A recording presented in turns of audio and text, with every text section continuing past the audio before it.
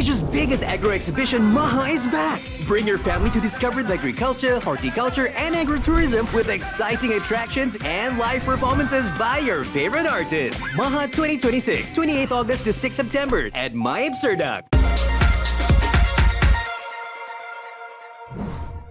PKR lawmaker Wong Chen has resigned as an MP, becoming the latest to vacate his parliamentary seat after former Pandan MP Rafizi Ramli and Setiawangsa MP Nazmi Ahmad. Meanwhile, PKR's Pasir Gudang MP Hassan Karim has made claims that shed light on why Nurul Izzah quit her post as the party's deputy president. All this and more on KiniNews. Wong Chen has confirmed that he has resigned as Subang MP effective today at 5 p.m. In a statement, Wong said he had met Dewan Rakyat Speaker Johari Abdul last week and handed over his resignation letter. He said this was to allow parliamentary officers 3 working days to prepare for the vacancy of the Subang parliamentary seat. He added that he would hold a press conference this Wednesday on the matter. Wong had previously signaled that he was preparing to chart a different political path. In a statement then, he criticized Pakatan Harapan's willingness to compromise its principles for political survival, which he said had contributed to the coalition's defeat in Negeri Sembilan. Wong said the tendency to compromise everything to remain in power in the short term had resulted in political lethargy and paralysis of core principles. He stressed that transparency, accountability, and fighting corruption were central to Pakatan Harapan's original reformasi mission and mandate, rather than pursuing power for its own sake. He cited the allegations involving former MACC Chief Commissioner Azambaki, as well as claims of a corporate mafia involving MACC officers allegedly colluding with businesspersons to facilitate corporate takeovers, as examples of issues where the government failed to act decisively. Pasir Gudang MP Hassan Karim has claimed that Nurul Izzah Anwar's decision to step down as PKR Deputy President is linked to her dissatisfaction with the government's approach to combating corruption. He reportedly said Nurul Izzah had her own views on corruption and the current situation within the party and government. According to Hassan, she is not comfortable with how the government is handling the issue of combating corruption. He said given the current situation in PKR and the government, he thinks she is uncomfortable and disagrees with the approach. Mingguan Malaysia quoted him as saying that as a loyal party member and the daughter of a fighter, her choice was to step down for now. He said if the time comes, she will return, God willing. Malaysia Kini has reached out to Nurul Izzah for her response to Hassan's claim. In a Facebook post on August 6, Nurul Izzah confirmed her intention to step down as the party's number 2. She said she had conveyed her decision to the central leadership, which had earlier that day granted her temporary leave instead. Perikatan National Chairperson Ahmad Mokhtar has stated that Bersatu is still a component party of the coalition. This came after past President Abdul Hadi Awang had claimed that Bersatu was no longer part of PN after taking steps to form a new political coalition. Samsuri reiterated this during a press conference today and added that PN would be discussing Bersatu's position, among other things, at their meeting. Setakat ni masih lagi dalam mereka berdalam Perikatan Nasional. Jadi apa yang berlaku esok lusa itu bergantung kepada mesyuarat yang akan diadakan nantilah. Tuan sudah keluar kenyataan Tan Sri yang saya dah keluarkan kenyataan tu, memang kita akan ada satu keputusan, memang dia akan keluar daripada keanggotaan PN ke macam mana? Terbuka kan? Dia akan ada mesyuarat lah untuk membincangkan perkara itu sebab isu ini adalah isu dalam muafakat Perikatan Nasional, ada kaedah-kaedah undang-undang peraturan dalam Perikatan Nasional.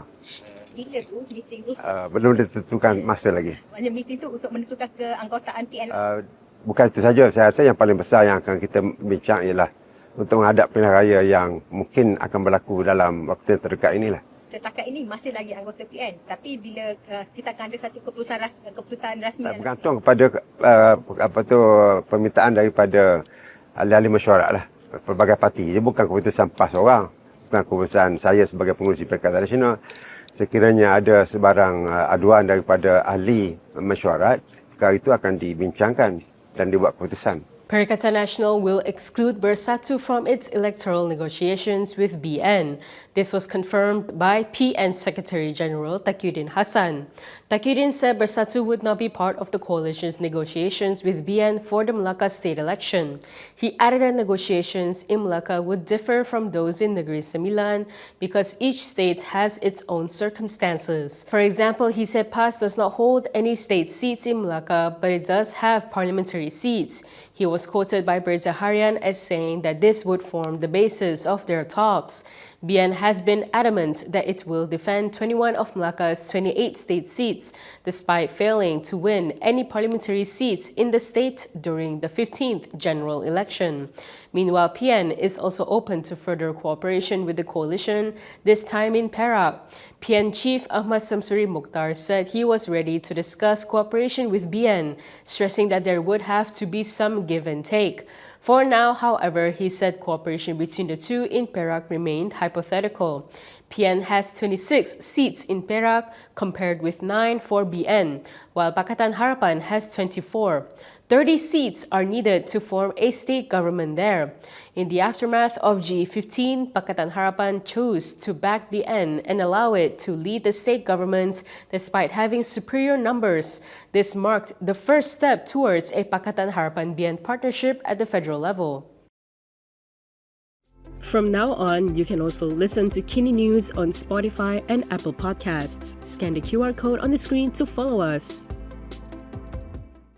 A Bersatu leader has urged the Registrar of Societies to intervene in the growing disputes within PN.